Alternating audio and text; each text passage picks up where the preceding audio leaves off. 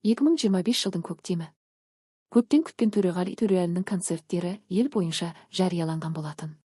Астана, Алматы, Шымкент пен Тараз қалаларындағы сахналарда жанды дауыспен ән айтатын кештерге халық асыға билет алып қойған. Бірақ наурыздың ортасында бір тосын жаңалық тарады. Төреғали денсаулығынан сырттерін кенады. Халық таңырқады. Жанкүйерлер алаңдады. Көпшілік не болды екен? Әлде шын ауырып қалды ма? Деп уайымдады.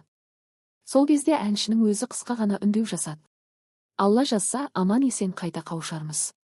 Қолдауларыңызға рахмет. Тыныштық орнады. Көктем өтті, жаз келді.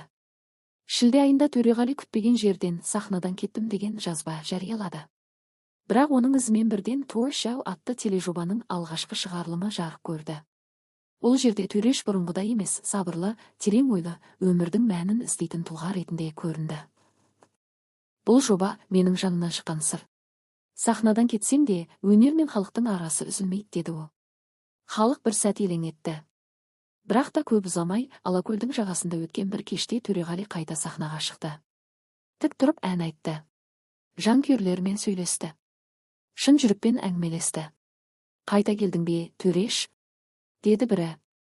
Жоқ, мен қайтқан жоқпын, жүректен кетпедім, деді әнші жай ғана жымиып. Сол концерттен кейін желіде бір сәт тарап кетті. Бір көрермен видео астына былай жазды. Кеттім дедің, келгенің тез болды ғой, Төреш. Бірақ сағынып едік қой. Ал бірер аптадан соң тағы бір хабарлама жарияланды. Мен бәрін тоқтаттым. Сахна, камера, ән, жарық, келесі қадам үнсіз.